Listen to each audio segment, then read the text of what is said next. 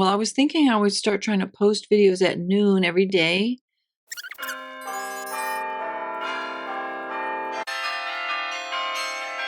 Hello, my lovely peaches. How are you? You are stuck behind my cute little pincushion with roses. Let's see. This thing. Scooch this. Hi.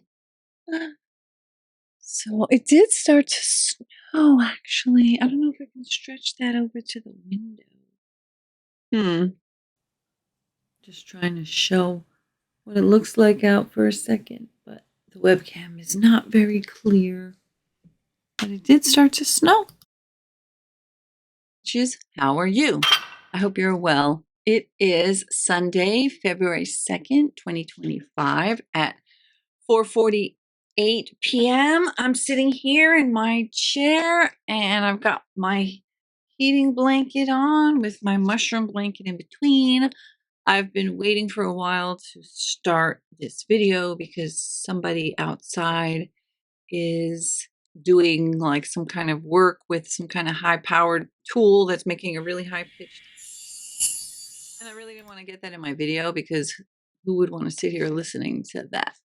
Even I didn't want to sit here listening to that. So I've been waiting for it to stop. However, cars are driving by constantly and there's planes that fly by a lot. So the chances are there's going to be noise in the background and that's just part of streaming. Well, I'm not really streaming, I'm recording, but here I am at home and this is where I'm at. So this video, I wanted to call it Baldoni, how dare you not pick me? Baldoni, how dare ya not pick me? Blake Lively reading amended lawsuit, and that would be part 11.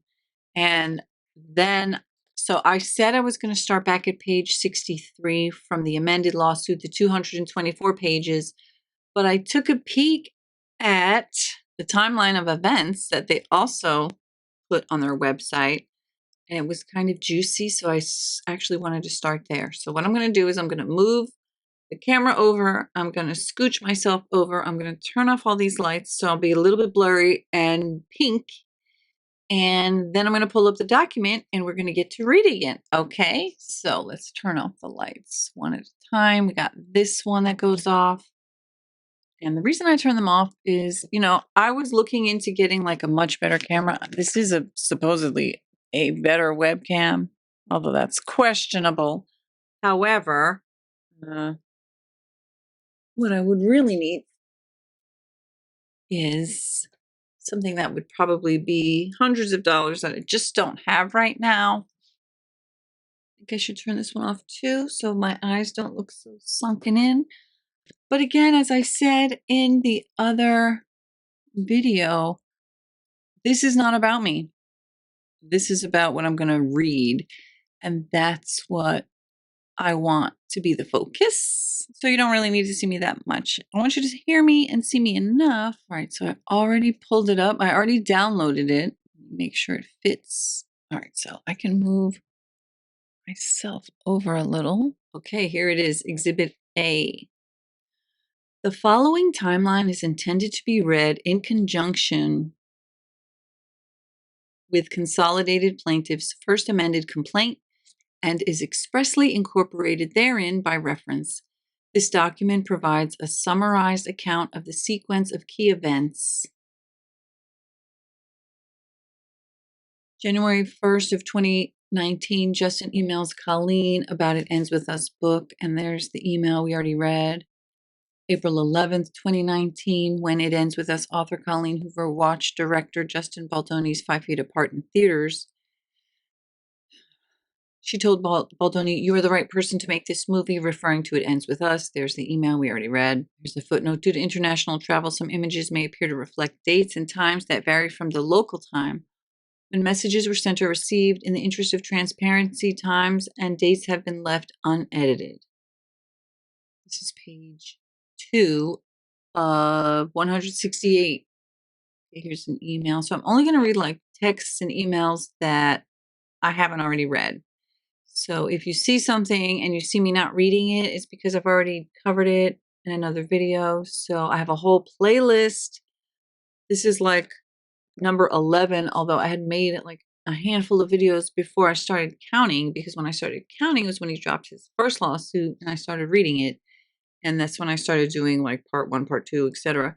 But there was several videos I had done prior to him dropping his lawsuit. So you can go check out the entire playlist.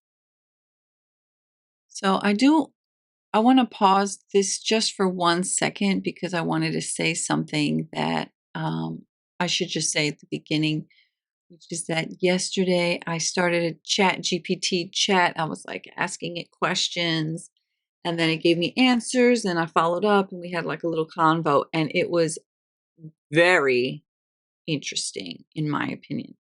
So I'm planning to do a video about that. And the interesting thing is that, of course, I'm not a psychiatrist. I'm not a therapist. I can't diagnose anyone. Even if I was those credentialed things, I still couldn't diagnose anyone that I had never spoken to or met.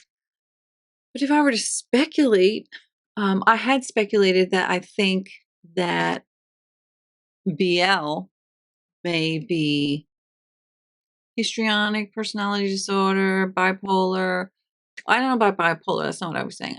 I said borderline personality disorder, histrionic personality disorder, narcissistic personality disorder, and some kind of like, she thinks that she's better than other people and she expects people to fawn all over her. And when they don't, she retaliates by lying and saying that they did. And that way she gets attention.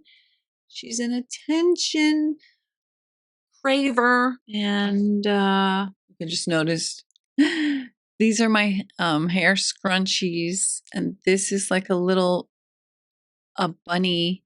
Can't see that it's a bunny, but that's funny. I'm going to move it just a little bit instead. So what I was saying is that it was very, very interesting. And so after I was chatting and then I was like, if you do a little research, can you figure out who I might be talking about? And bingo, yes, they did. All right, let's get back to the document.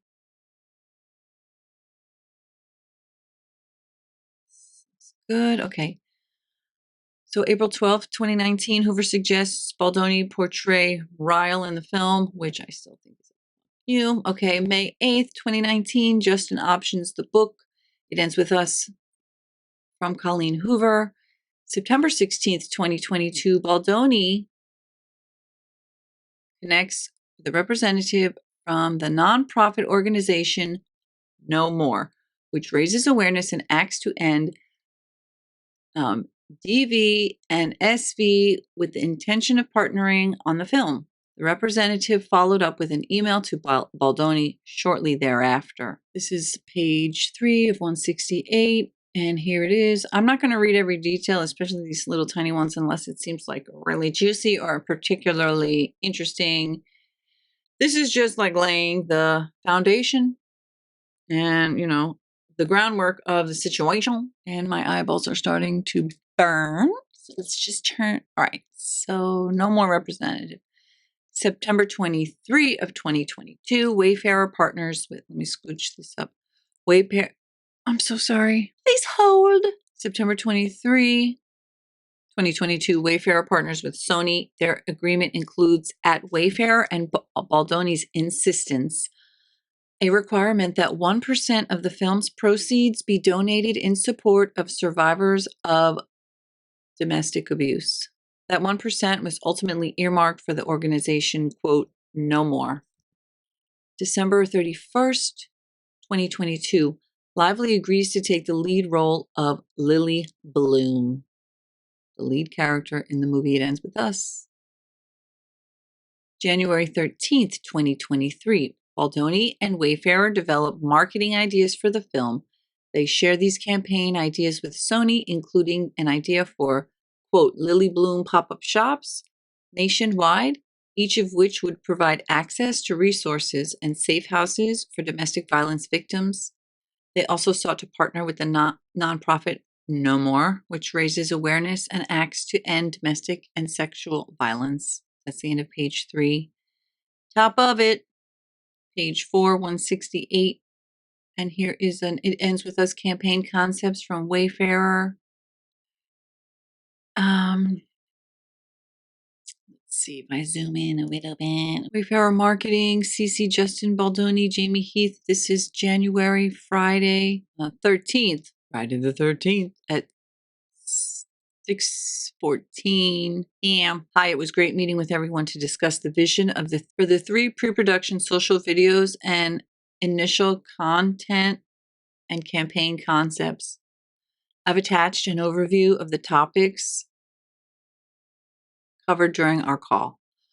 We're excited to partner and bring IEWU to current and new fans in creative ways. Thanks and have a lovely weekend. Best blank. And then a whole bunch of redacted. It ends with us and Marcom marketing campaign concept stock. Premiere. Let me make sure I'm on the screen. Premiere campaign, pre-premiere campaign, nationwide Lily Bloom pop-up shops, fun and sexy floral shop around the country. Justin and if possible other cast to show up impromptu for photos, book signings, maybe even working in the shop. Partner with a domestic abuse organization, No More, and local shelters to facilitate access to resources and safe houses. Early fan screenings across the country. Cast flies from screening to screening before premiere, 5 feet apart model. So are you trying to say you're not doing pop-up sexy floral pop-up shops around the country to sell alcohol and shampoo? No? You want to you wanted to help? You wanted to partner with a domestic abuse organization and local shelters to facilitate access to resources and safe houses? How crass. Blake must have been like, what a downer. That is seriously like killing my vibe. Okay, so since I paused, I am going to interject here. I opened up this document. It's kind of long. It's 15 pages, but I'm just going to start reading it and I'll scroll through some, but I just thought it was so funny, okay? So I said, what is the mental condition connected to a personality trait where the person wants to be considered as a very famous and important person, and when someone doesn't treat them that way, they lie and say that the person did do that so that they do get attention, even though it's based on lies and it's negative attention. And when they want to get attention from a specific person and that person rejects them, then they say that that person sexually harassed them, even though it's not true. It's all based on lies. ChatGPT said the behavior you're describing involves extreme attention seeking, a need for admiration, a sense of entitlement, manipulation, and a willingness to fabricate situations to maintain a desired image or control others. Several mental health conditions could be associated with these traits, including narcissistic personality disorder, histrionic personality disorder, borderline personality disorder, fictitious disorder, or Munchausen syndrome by proxy of others. Maybe I'm a little too pink. I'm just a pink person. That's okay. Pink is my favorite color. All right, so I'm going to go back and read a few of these details. With narcissistic personality disorder, often have exaggerated sense of self-importance, a deep need for admiration, and a lack of empathy. If they feel slighted or ignored, they may fabricate events or retaliate to regain attention or control. Histrionic personality disorder is characterized by excessive emotionality, a constant need for attention, and dramatic or manipulative behaviors, including making exaggerated or false claims to gain recognition or sympathy. Borderline personality disorder primarily involves instability in relationships, self-image, and emotions. Some individuals may resort to extreme measures, including false accusations due to fear of abandonment or rejection. And then fictitious disorder or Munchausen symptom by proxy. This involves deliberately fabricating stories or symptoms to gain sympathy, attention, or validation. If this type of behavior is chronic and causes harm to others, it can also be linked to antisocial traits, often seen in psychopathy or sociopathy, which is pretty damn funny because she said when they were trying to film that scene and she wouldn't shut the motherfucker up, and she was like, me and Ryan just can't stop talking. He's like, well, me and my wife can. And he's like, we can look into each other's eyes for 5 minutes or 10. And she's like, and then I'd be like, yeah, because, she said, and then I'd be like, I'm a sociopath. Yeah, in the mirror. Right, you want to know some more? NPDs characterized by inflated sense of self-importance, a deep need for admiration, lack of empathy for others, a tendency to exploit people for personal gain. In the scenario you described, an individual with NPD might expect to be treated as famous or important, even if they're not. Become enraged or vengeful when someone does not treat them as special. Lie about interactions to maintain an illusion of importance. Use false accusations such as sexual harassment claims as a way to punish someone for rejecting them. Look at ChatGPT all up in the tea. People with NPD may also engage in grandiosity, exaggerating their achievements or fabricating relationships with famous individuals to enhance their status. And she sure does love to name drop every chance she gets and make herself so, oh my God, I'm the first person that Taylor and Ryan come to with anything. They're my creative barometer. They're my dragons. Okay, histrionic personality disorder, HPD, defined by excessive emotionality and attention seeking, dramatic, exaggerated, or even deceptive behaviors, a strong need to be the center of attention, shallow, rapidly shifting emotions. In this case, someone with HPD might crave admiration and feel deeply hurt when they do not receive it. What did she say? She didn't feel good or them when she was praised for her passion, but not for any specific contribution. You just say you didn't like it. You give a shit. Okay. Crave admiration and feel deeply hurt when they do not receive it. Dramatically claim that someone treated them as famous, even if it's untrue, to maintain attention. She did that to some people. I realized that I had that video on my live stream and then I made it for members only because when I did a live stream, it fucked my algorithm all the motherfuck up, all the fuck down. So I was like, fuck it, it's fucking up my algorithm. So I put those live streams on members only, and I will not be live streaming because fuck it. It's fucking up my flow. Okay, dramatically claim someone, make false accusations of SH to gain sympathy or to stay in the spotlight. Oh, and that reminds me, that was the other thing I wanted to say.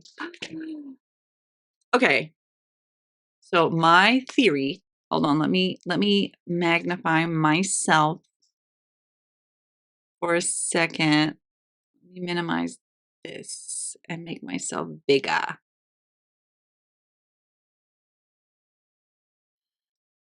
So, as I've been saying, I have a theory that she liked him, whether it was a shallow kind of thing or like this is all saying she just wanted him to be all up, under her, into her, and he wasn't, and that bothered her.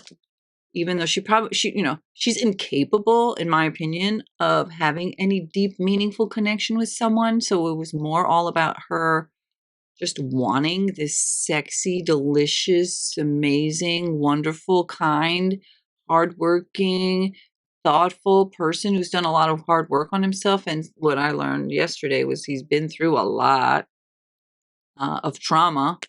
And the fact that she couldn't control him. Well, she could control him, but she couldn't get him to want her. And that busted her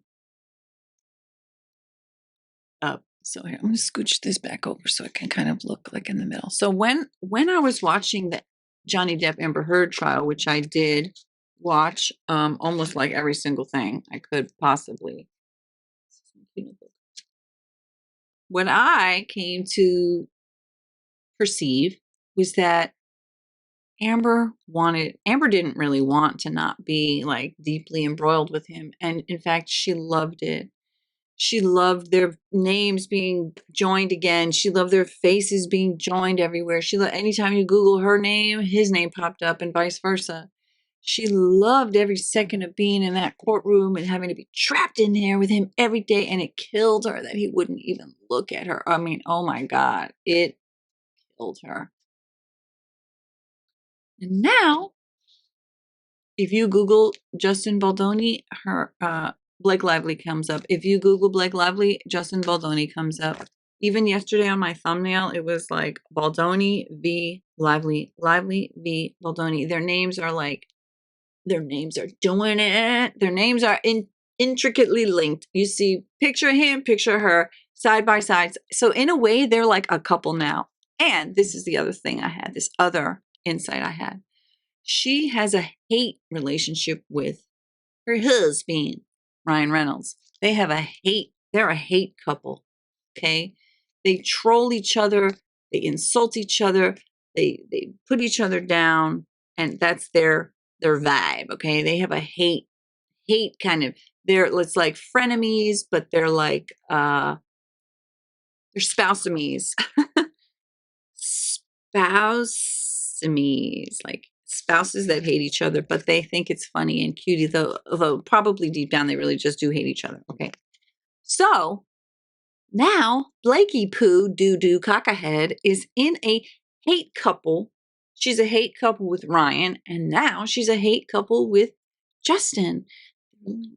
Her and Justin are they're linked. She's sexually harassing him by doing this whole thing. Okay. Just like Amber, Blake prob loves their names together. Blake and Baldoni and Blake. Or Baldoni and Lively. Justin and Blake. So close together. Pics of them together, everywhere together. Everybody's thinking about them. And I just wanted to say that it's a couple of sorts, like some type of a couple, a hate couple. Oh my God, like her marriage. And that's when I thought, Baldoni, how dare you not pick me, Blake Lively. Reading the amended lawsuit. And actually I'm reading the timeline of events. I lost my page. Okay. But let me pop that thing back up. Pop that coochie, pop that coochie, baby. Let's see what else this had to say. Oh, and let me scooch myself back over here. All right. It's supposed to possibly snow tonight. Notice how it's like getting dark as I speak. It's, oh my gosh, it's 5:24. Hold up. Toad. Sunset 9 minutes ago. So it'll be dark soon. Okay, so let me keep reading this. All right, borderline BDP is marked by intense fear of abandonment, unstable relationships and emotions, impulsivity and manipulative behavior, identity disturbances. If someone with BPD, oh, by the way, pause, I don't know if I said, this is ChatGPT. Half the time the shit they say is wrong. The other half the time they're lying or whatever. And sometimes they nail it on the head. So take this for what it is, okay? This is ChatGPT. But I chatted some shit, and then this is what I got back. And I was like, okay. We're like synced right now, like ChatGPT. You and me, yeah, baby. You know what I mean? Okay, if they desire attention from a specific person and they're rejected, they may feel devastated and react impulsively, possibly by making false claims. experience black and white thinking, one moment idolizing a person and the next demonizing them. Use deception as a way to prevent perceived rejection. We all perceive it, girl. We all perceive you. We all can tell that you were rejected.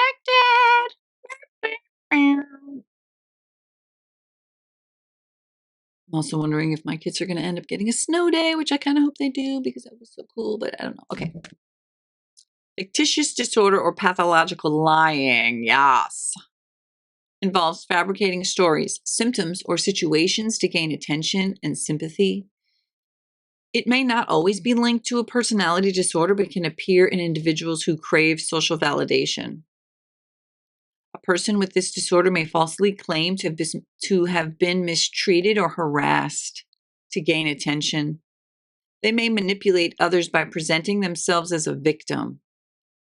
Unlike NPD or HPD, their primary goal is not admiration, but pity and attention.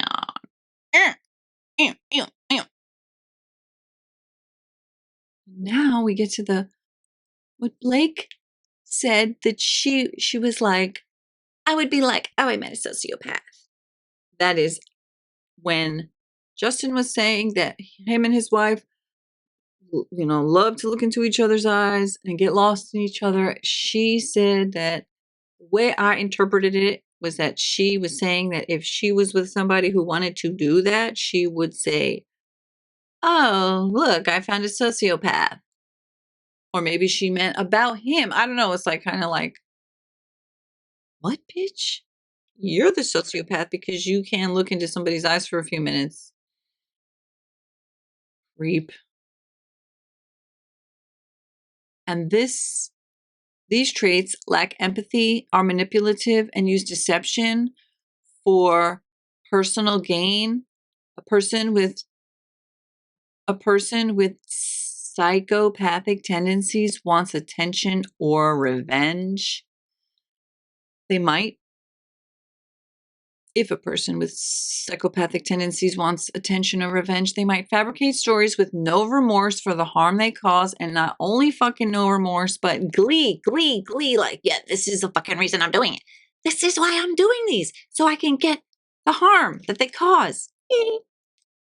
Use false accusations as a tool for control or retaliation, and we all know she's retaliating against him because she got backlash because she's a stupid fucking bitch and everybody can't stand her. And she wants to blame that on Justin, who she already squoze like a sponge and got every last drop what she could out of him. It wasn't enough. So she's using these false accusations as a tool for control, retaliation, trying to gain sympathy, trying to destroy and damage multiple people's reputations, not only not feeling guilt about it, but fucking she would be dancing on their grave if she could, metaphorically. All right, so some final thoughts. Okay, so then I was like, well, I know somebody who actually intentionally spearing a good man, lying about him, saying he sexually harassed her, and then he sued her, and then she sued him back, but the whole world can see she's lying. ChatGPT said that sounds like a classic case of malicious defamation mixed with traits of narcissistic personality disorder or histrionic personality disorder, especially if the person fabricating the allegations is doing so for attention, revenge, or personal gain and financial gain. A lot of financial gain, in fact. When someone knowingly lies about sexual harassment to destroy another person's reputation, it's not just a personality disorder at play. It can also be defamation, libel, or slander, and abuse of the legal system. If the man sued her first, likely for defamation or damages to his reputation, check. She countersued. It could be a tactic to maintain control over the narrative and to continue the smear campaign. When the truth is obvious to the public, but the accuser doubles down on their lies, it is often because they're motherfucking bitch. Number one, they're desperate to maintain their illusion of victimhood. Number two, they fear being exposed and will escalate their lies to protect themselves. Three, they thrive on drama and attention, even when it's negative, even if, and especially because, like I said, hate couple, hate Mean Girl. She's like famous for being a mean girl. I have also another theory that she got famous. Wait, hold on. Let me make sure. What was her name? Hey Siri, was Serena Vanderhoof a mean girl? Despite Janice's insistence that Regina is evil, Katie comes to enjoy hanging out with the group at the mall and writing insulting remarks about their classmates and teachers in a diary called The Burn Book. That is not. This answer is from Wikipedia. No. Okay, I was a little off, but let's see. So let's see is she a mean girl? Let's see, was she? As the show's supposed main character, Serena was rebellious but ultimately well-meaning teenager, especially compared to her more scheming and manipulative and selfish best friend, Blair Waldorf, Leighton Meester. Really? That sounds ass backwards. Charming, kind, and carefree. Blech. Gross. She fucking wishes she could only act that way. All right, anyway, let's see, keep going. So I was going to say, I thought, well, I guess my whole theory goes out the window. Never mind. I was going to say she played a mean girl and then that she like thrived on it. Well, maybe she saw the other character and she was like, oh, that's who I want to be. Okay, they use the legal system as a weapon, knowing that a countersuit will prolong the attention. Yep. People who engage in this type of manipulation may also exhibit antisocial traits. They show a complete disregard for the harm they cause. If the world can see she's lying and she still pursues it, she likely lacks remorse and believes she can manipulate public perception. Enjoys the chaos and control over the situation. Perceived control, bitch. It's not for real. Has a pattern of false allegations or manipulative behavior in the past, which it seems like she does. If the man has evidence proving his innocence, he may eventually win in court. But the damage done to his reputation can take years to repair. This is why false accusations, especially of a serious nature, are so destructive. And I said it's like Amber Heard, okay, and then he talks a little about that. And then I said, based on what I've told you and researching on the internet, can you figure out who I'm talking about? Yeah. Based on your description and recent events, it appears you're referring to a legal dispute between actors Blake Lively and Justin Baldoni. In December of 2024, Lively filed a complaint with the California Civil Rights Department alleging that Baldoni engaged in sexual harassment, and created a hostile work environment during the production of their film. It ends with us. Who the fuck was hostile? Who created a hostile work environment? She claimed that Baldoni improvised unwanted kissing scenes and made inappropriate sexual comments. She wishes. And they even popped up some motherfucking peaches. Scrumptious, delicious. I love it. Ew, ew, ew.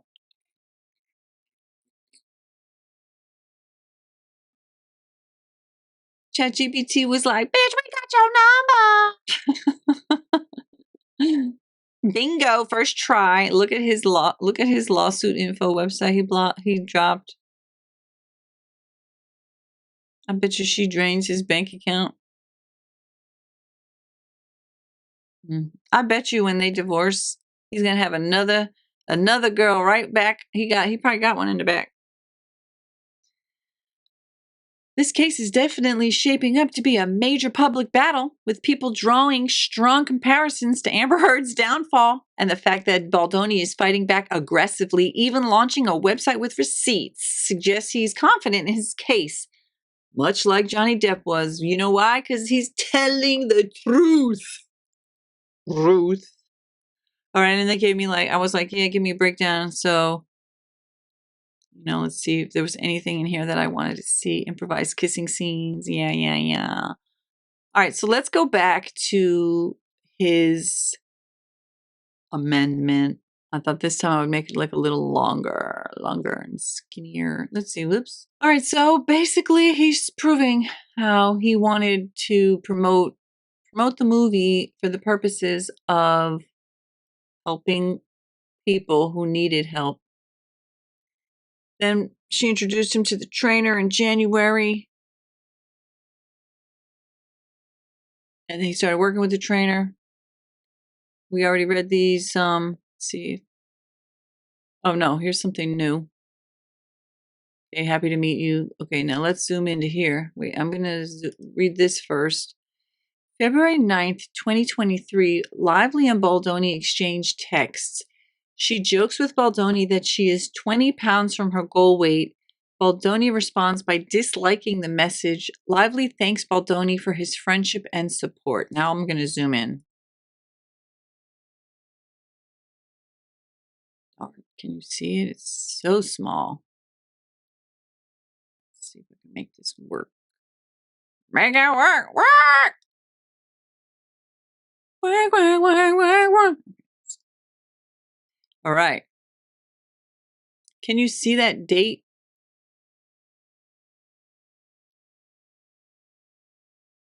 It says February 9th, 2023. So we're going on 3 years ago almost, because it's February 2nd, Sunday, February 2nd, 2025.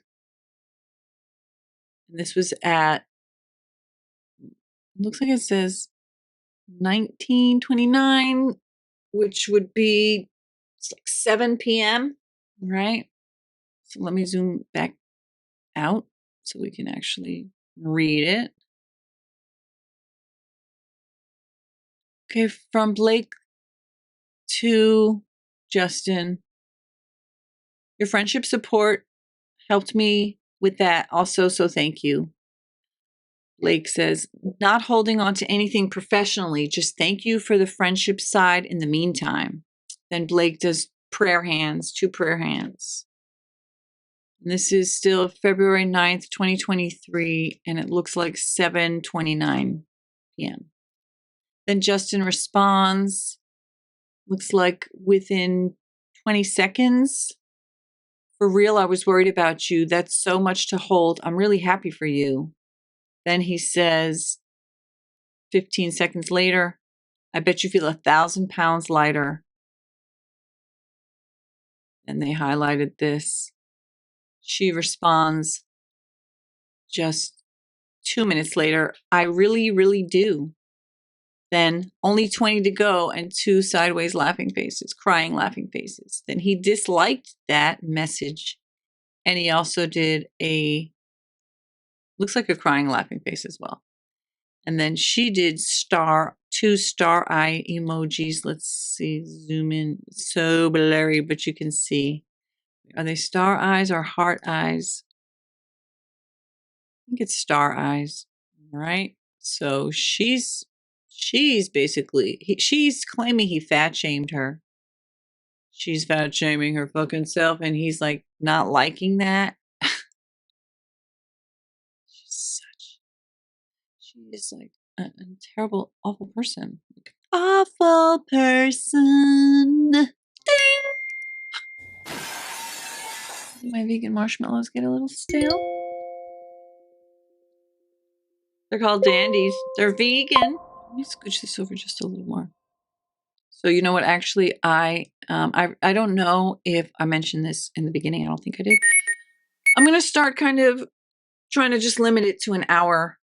I mean, maybe I can go a little longer, but I don't want to like screw around and record a video that's so huge and my computer can't process it. So I think it's a little late into the video to be mentioning it, but I think that I'm going to start trying well, I was thinking I would start trying to post videos at noon every day.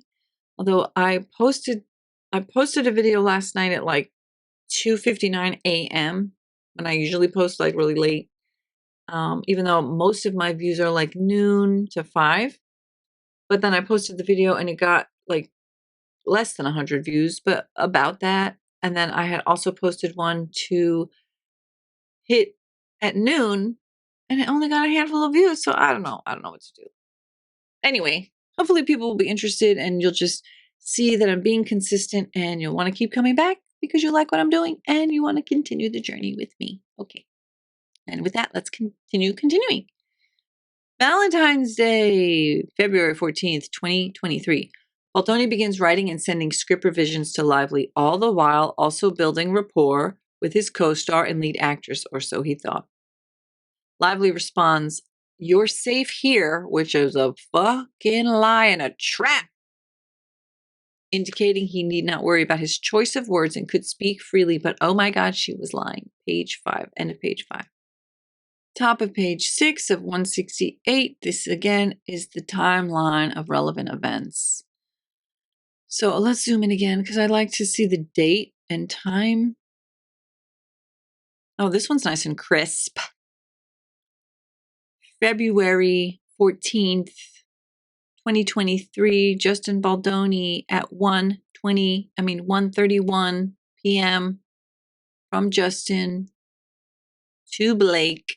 Perfect. Then he says 23 seconds later. Thanks. It's left over from the book tour from months ago, but nice to see people still care about it, with a smile, blush face. Then Blake Lively responds on the same day, February 14th, a minute later, less than a minute later. 2 clapping emojis. Then Justin says, a minute after that, been deep into writing, really fun with you in mind. And then exactly a minute later, fun, not the right word. What emoji is that? Let me try to see because I cannot see. What is that emoji? That looks like monkey covering ears, but I'm not sure. Okay. And then like a blush smile. Okay. And then here's the biggest lie that he ever heard in his entire life. She says, blush smile back, prayer hands, you're safe here. And he wasn't. Every single thing he did and said, she was writing it somewhere in making notes in some fucking book or some shit, like compiling this insanity. Oh my God. He was the opposite of safe. She was love bombing him and lying to him, setting a trap. Then he sends her a red heart emoji back. February 17th, 2023, Lively shares her concerns with Baldoni about having her body ready for the forthcoming sex scenes their characters would shoot, asking, quote, "What's the chance we can do body scenes at the end of the schedule?"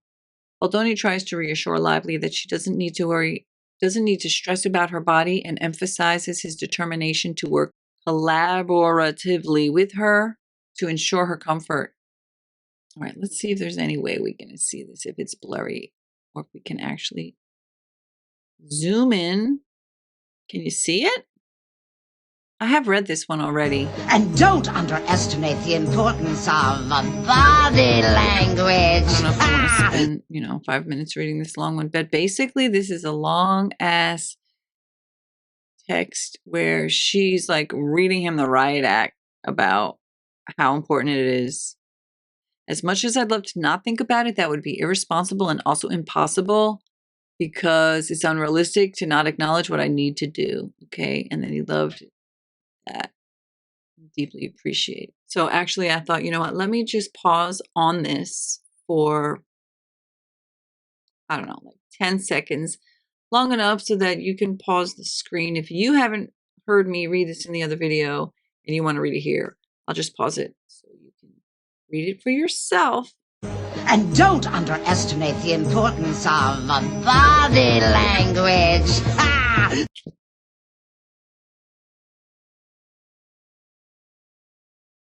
Then we'll do this side as well. And I'm going to turn this off because it's gotten dark out and my little eyeballs cannot handle that ring light.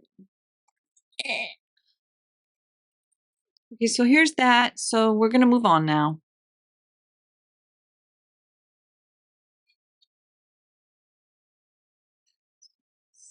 Zoom back out.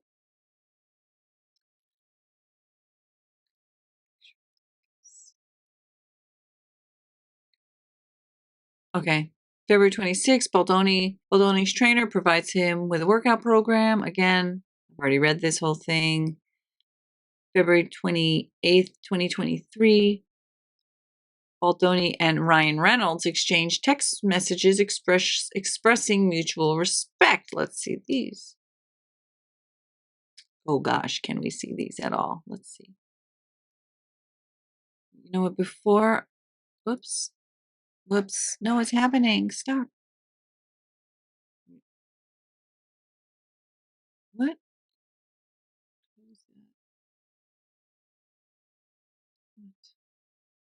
Oh, this is blurry. This is from Ryan. Oh my God, that's lengthy and wordy. Is there any way you're going to be able to like read that? See if I can read it at all. From Justin Baldoni. Hey Ryan, Justin Baldoni here. The guy who brought his something baggage to his meeting with your wife?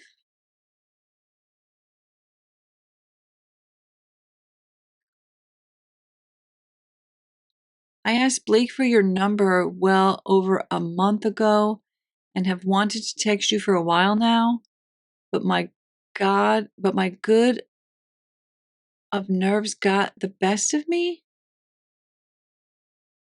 Emily and I have a very small circle. We live out in the country in Ojai and pretty much just hang out with each other. We've known all our closest friends for years and don't really have any close female friends. Oh, no. And I don't really have any close female friends that my wife isn't also friends with, let alone married ones.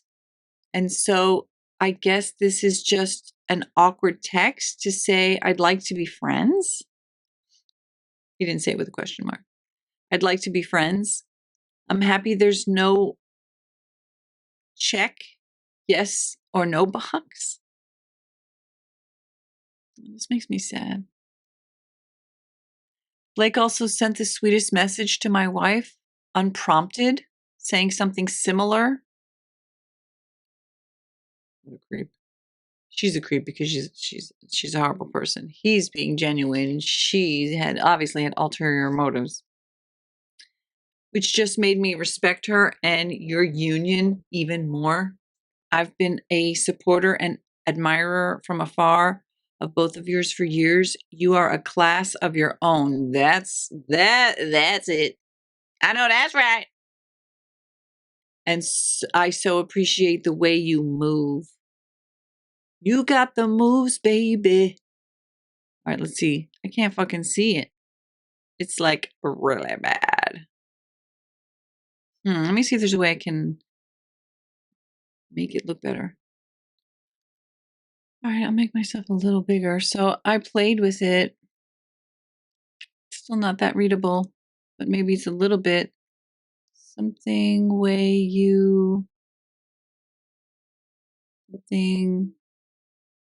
you both, looks terrible. The way you, something as a friend is beautiful. Something, have them, something, let's see, struggling with a lot. You, something of her doing this movie meant the world to me. Your support of her doing this movie meant the world to me. And often Blake told me that one of the reasons she and you, something won, because of the love I have for my wife, it was by far the most meaningful reason I've ever had someone want to work with me. I hope something haven't been too annoying. Who hasn't been too annoying? And I am really looking forward to all of us spending time together. My something is coming for half the something, which is going to be paid for me as we haven't spent more than a week apart in 11 years, but we will make it work. And I know my kids are excited to make some new friends. Something yours. I'm going to do everything I can to get Blake out at least a few days earlier than before. The school is still being, right, let's see, go back to it. All right, and then there was more here. Let's see if I can see it at all. Can't see any of that, and something.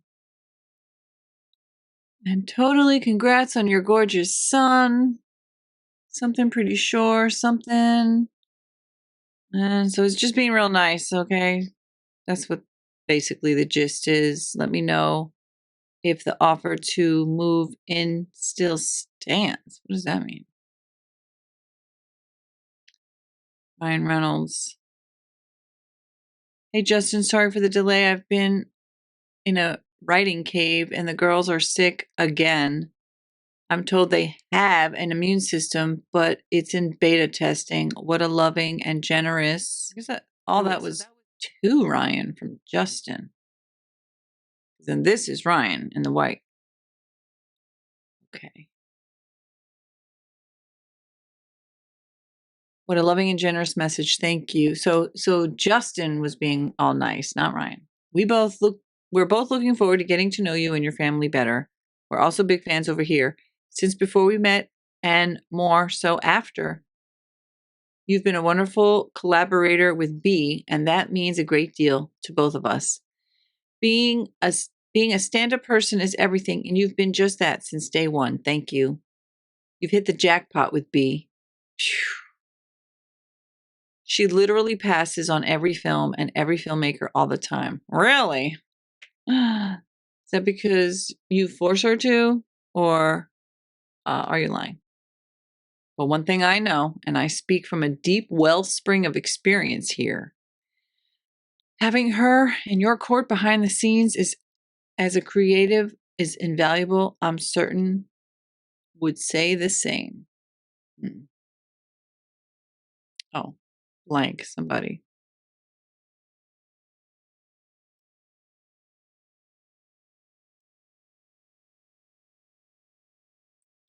Some of the greatest creative decisions I've made are in fact Blake. The same goes for probably Taylor. The acting is a small piece of a pretty astounding patchwork quilt of creativity. More than anything, I rely on her taste. Far beyond movies, I rely on her taste for all aspects of my businesses. That multi-dimensional creative output is something I can see in both of you. Okay. I'm excited for you to work together. I'm excited for Blake to crack open her creative piggy bank with someone as dynamic as you. This is going to be incredible. That didn't age well, did it, Ryan? And thank you for understanding what it means to me personally to have my family reunited as soon as possible. It's so unprofessional. Nothing means more to her either. I can promise you we're hardwired for keeping our family together. It's how to win us. Okay, I didn't know you had to win you. And also how to kill us when we can't. We never split up.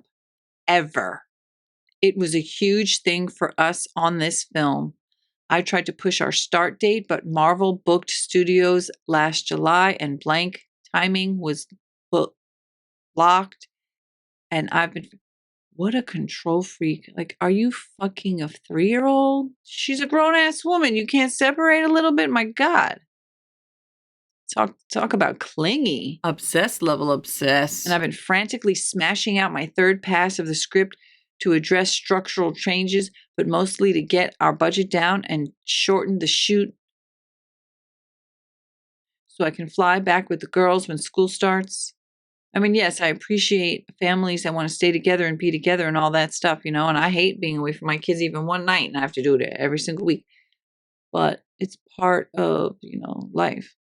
We see and appreciate that you already moved significantly to make it work with her schedule because of the film she'd already committed to, which thankfully she was able to gracefully punt.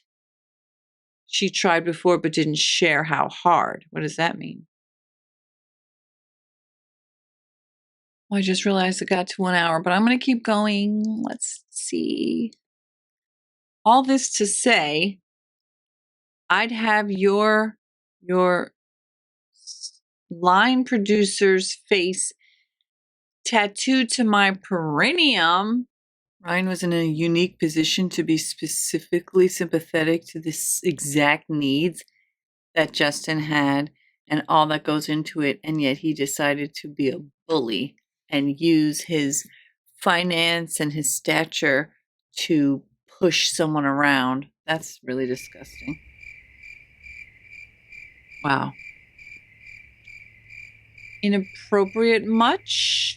So, as you may have seen in my former video, last video, if you didn't see it, I played a clip of this interview where I thought it was funny. I didn't even mention it. The interviewer was like, "Oh, it's so funny when interviews go somewhere you were totally not expecting."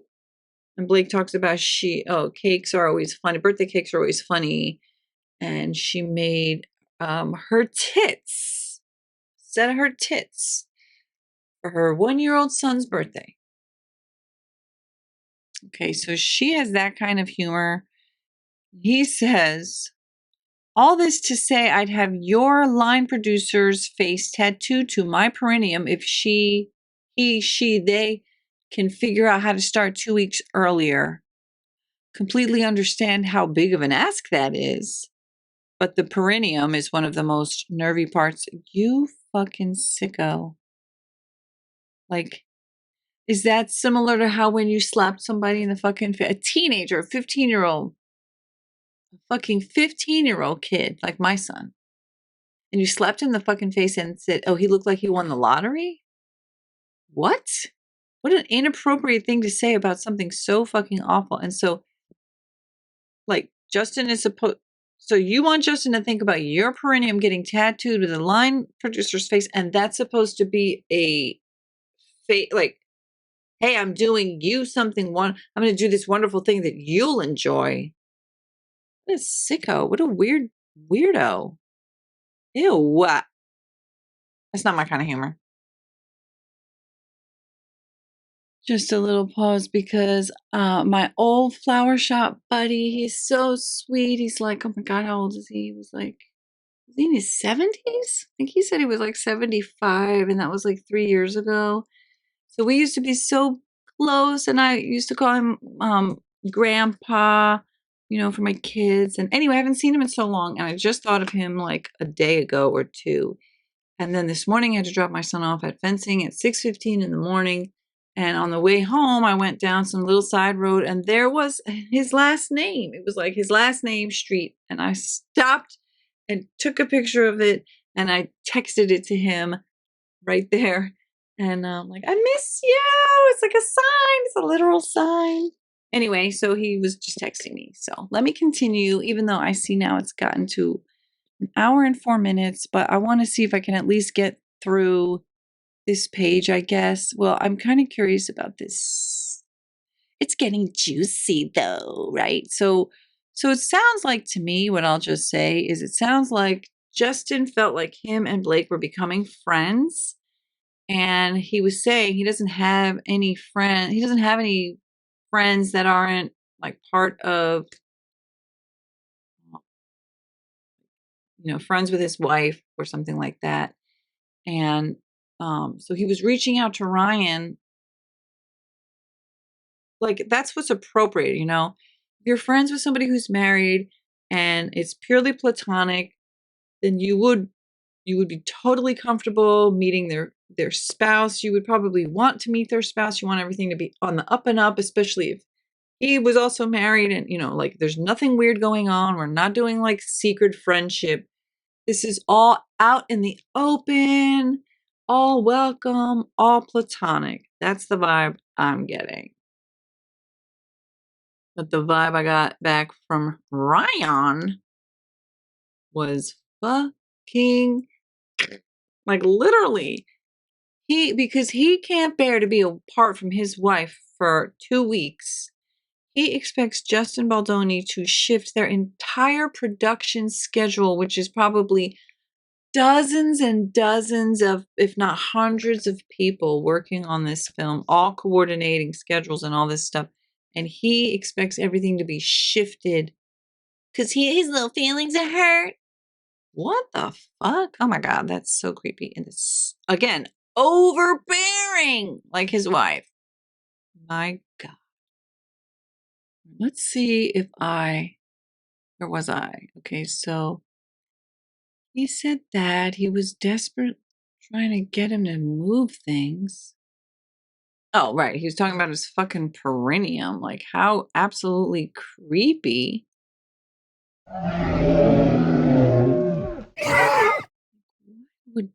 Why would Justin Baldoni want to think about Ryan Reynolds spread eagle, naked, with his literal dick and his balls up, his asshole spread, so you could see his perineum? Like, why do any of us want to think about that? None of us do, but what? But the perineum is one of the most nervy parts. You're one of the most nervy parts of the fucking human body to expose to trauma. So, ...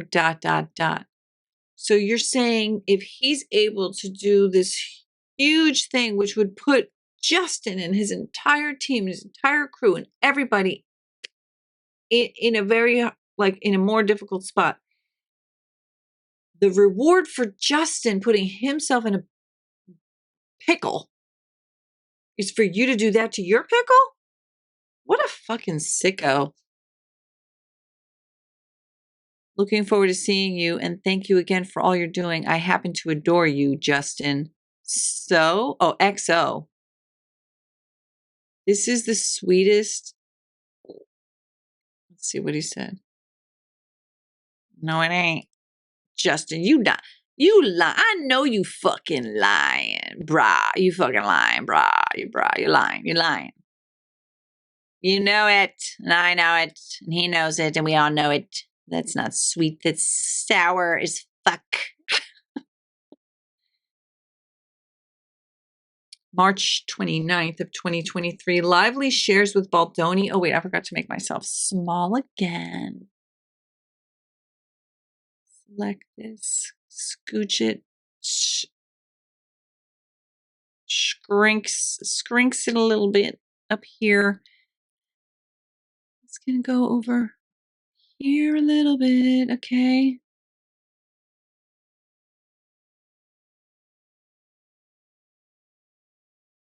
So March 29th of 2023, Lively shares with Baldoni that she has strep throat. Baldoni offers to send her some, quote, amazing gut health protocols that help after antibiotics. Lively responds, quote, please. As a result, Baldoni reaches out to his board-certified integrative holistic health coach and connects them. Lively shares that they connected, saying, quote, she's incredible. Lively later claimed in her CRD complaint that this health coach was actually a weight loss specialist and that this was all a ruse for Baldoni to subtly fat shame her. Who she herself is fat shaming herself while he's like, nah, you're good. And she's like, And don't underestimate the importance of body language. Listen, what's up here? What's up here? Page 9 of 168.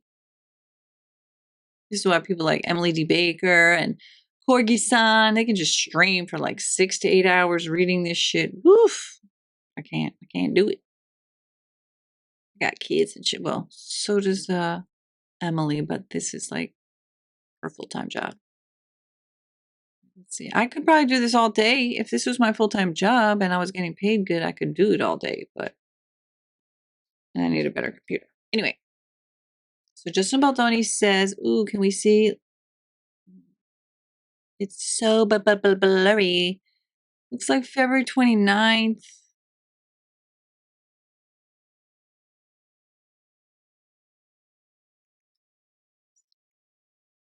I don't know. It's really honestly very hard to read that. These blue and white texts are coming through real blurry. The white, the black with the gray background are coming through pretty good, but the blue and the white, not that good. See, so Justin, this is to Blake Lively. So happy you're feeling better. There are some amazing gut health protocols that help after antibiotics. I can send you if you're interested, but I'm sure you have a ton of that stuff. She says, please, exclamation point. And she says, literally just off with a doctor now about that. And then she says, this is my blank, so my body is all out of whack. Then he says, we'll send shortly. Some kind of emoji that didn't come through.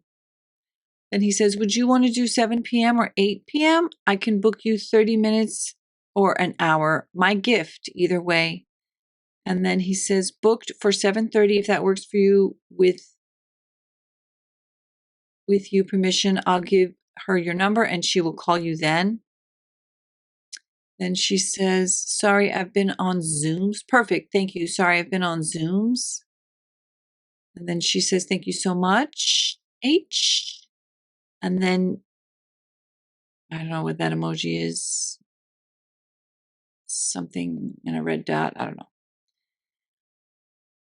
Then she says, do you mind passing along her number? I want to be sure she's not waiting on me. And then he says, sorry, just got out. She said she left you a voicemail. And then Blake says, because she wasn't in my contacts, it didn't ring, just went straight to voicemail. But we connected. She's incredible. Thank you again so much. And then Justin says, emphasize that. It's just a way of like, on a message. In case you don't know what emphasizing a message means, it's when you're just kind of like giving it an exclamation point. It can be approval, it can be shock, it could just be like, wow, or it could just be like, cool. All right. And let's zoom in here.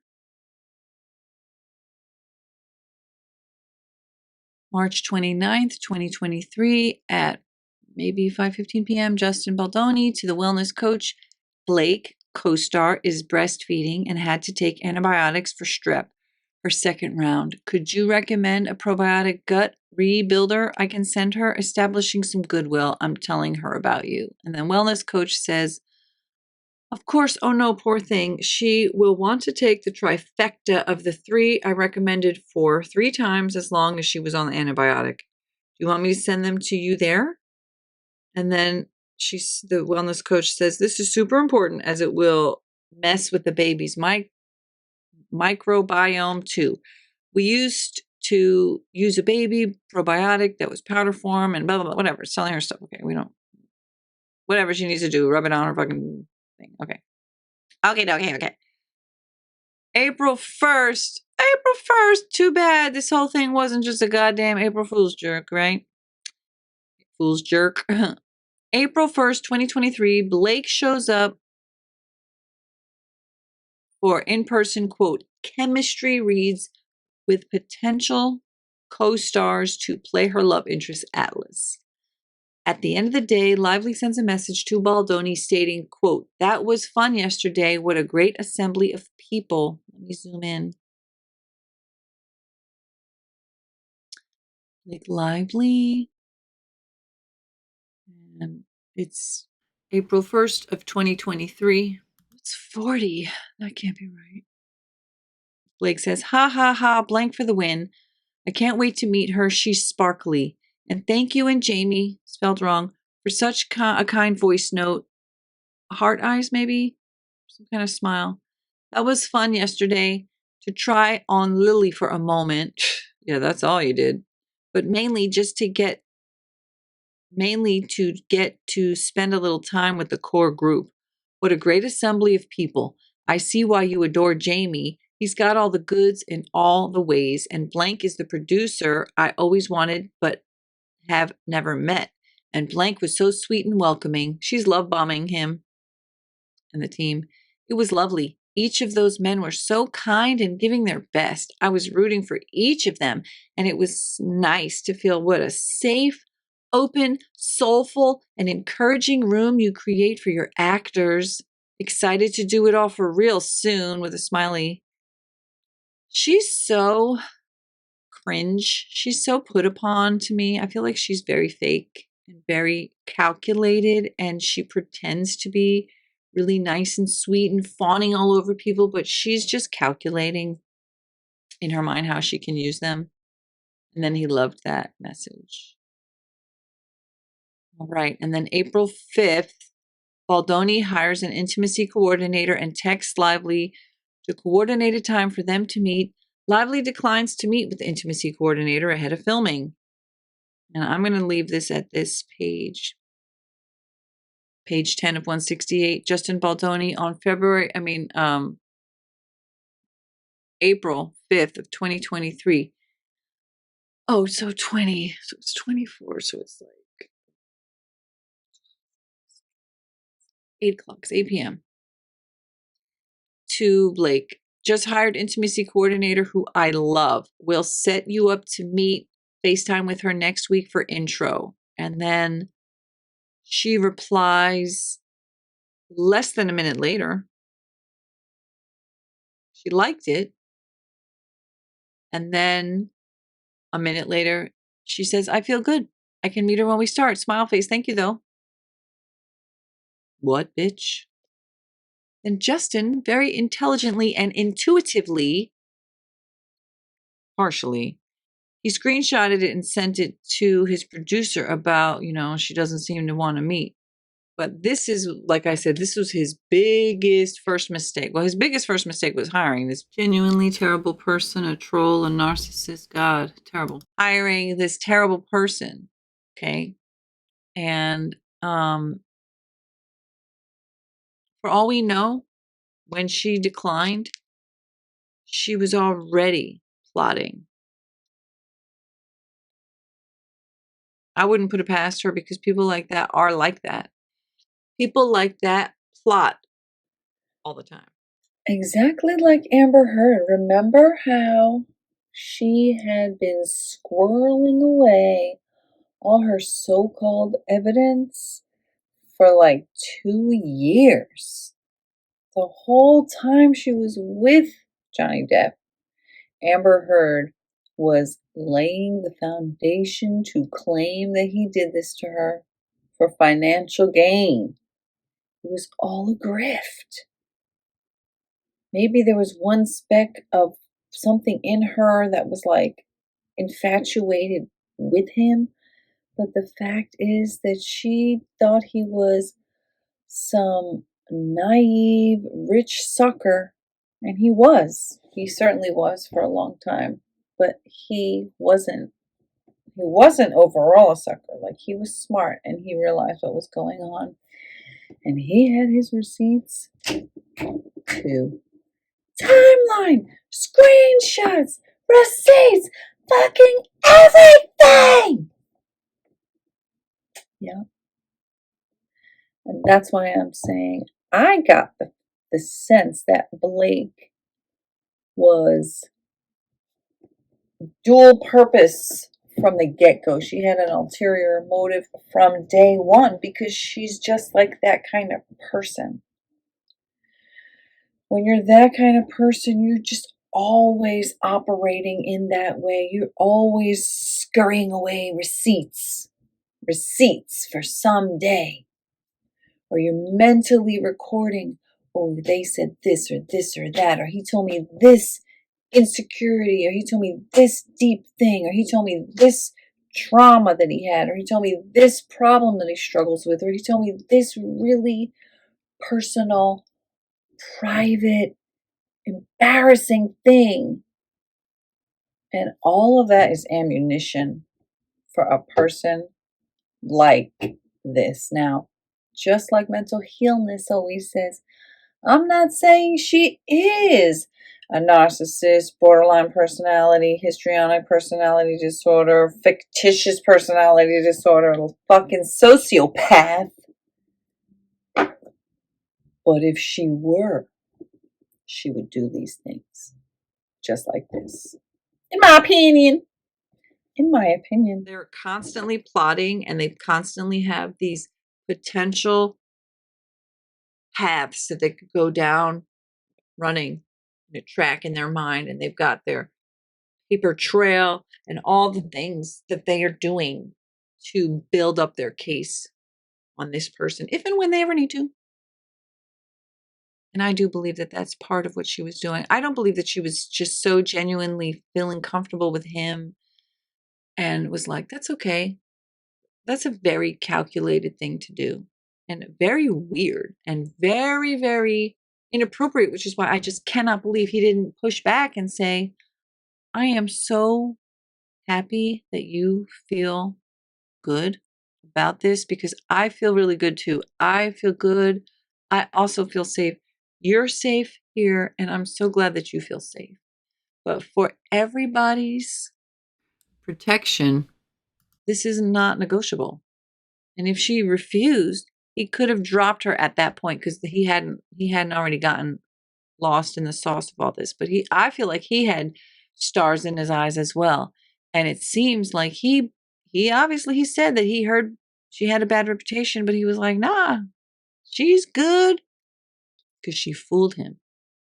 Because these kind of people are highly skilled at doing that, at appearing as if they are amazing and very charismatic and likable and kind and generous and sweet and thoughtful and considerate. And they mirror back to you exactly what you want. And they know how to do that to everybody.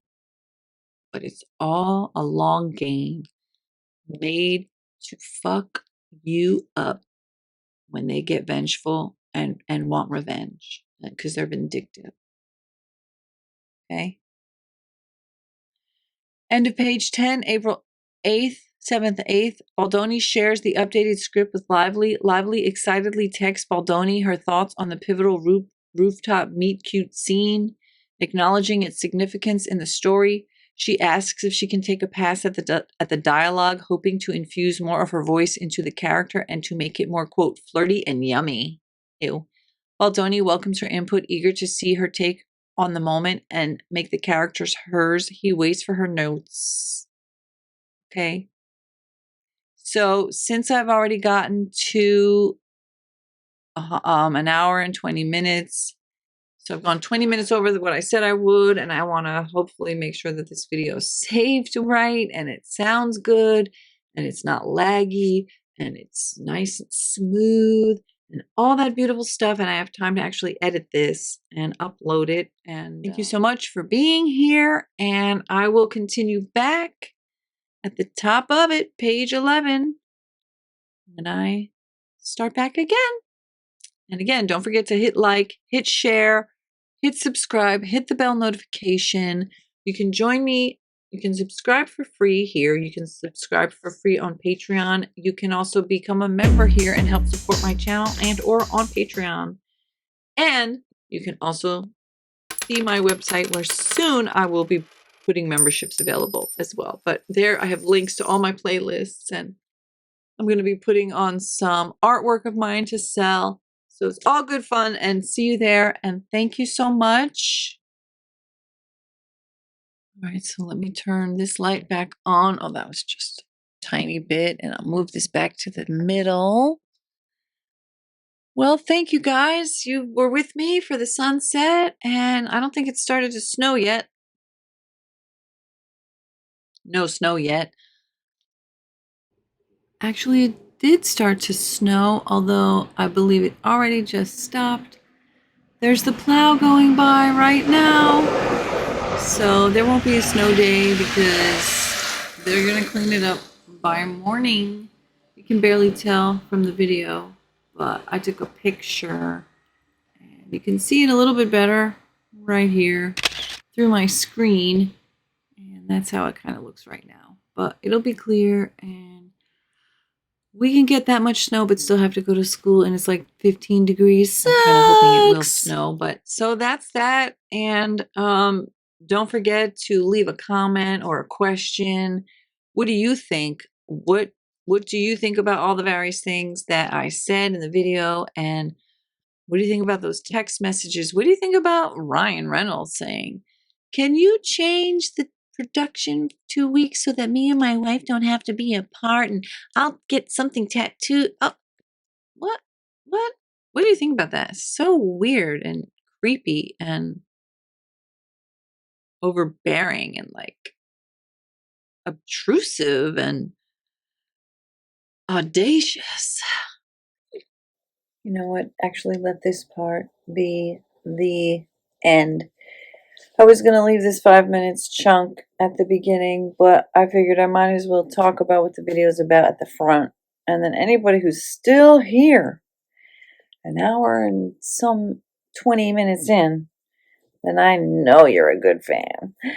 And that this is the kind of question that you would answer for me because you're still here at the end, which is, when would you prefer that I premiere videos? What time? 10 a.m., noon, or I should say 8 a.m., 9, 10, 11, 12, noon, 5 p.m. Like, what time works for you? Are you happy that I post them late at night? Are you a night owl?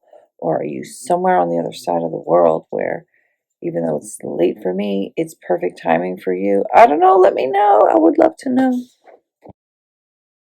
Anyway, guys, just a little interlude in the beginning. So it's not really an interlude. I guess it's an introduction.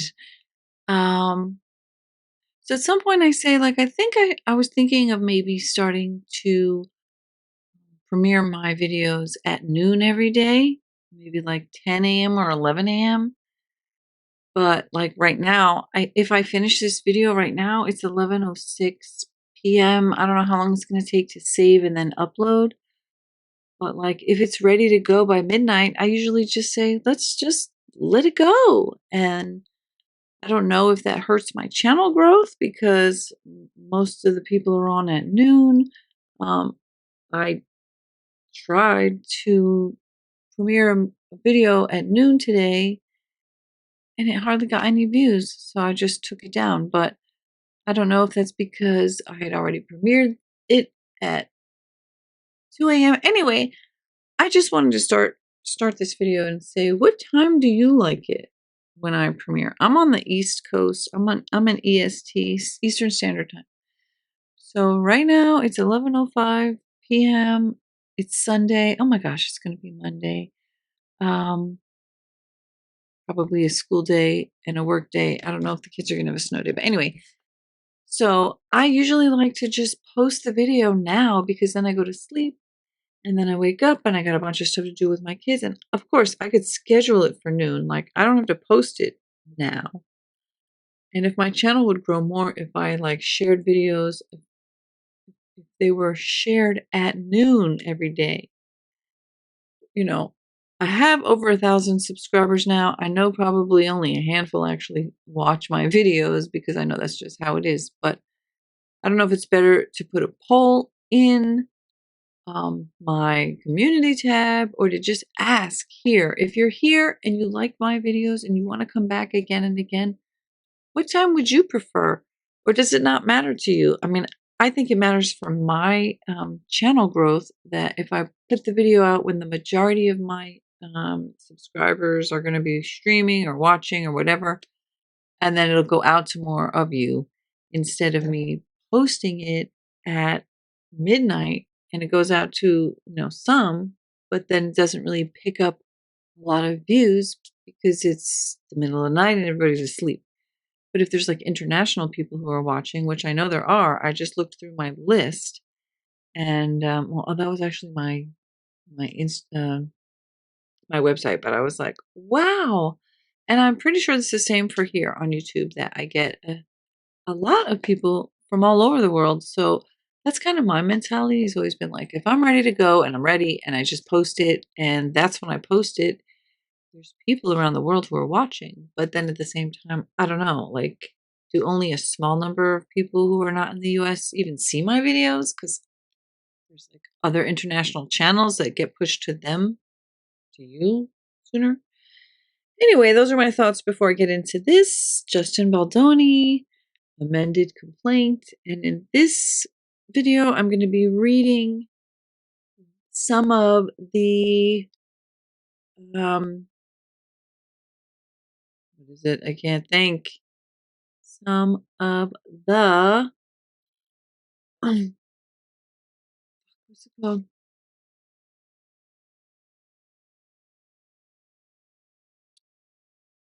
What was it?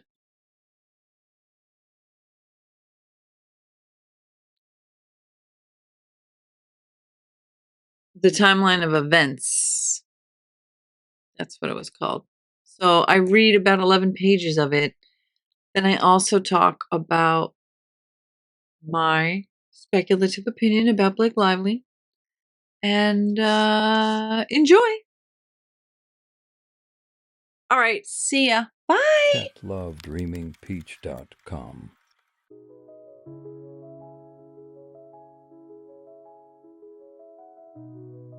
catlovedreamingpeach.com. catlovedreamingpeach.com.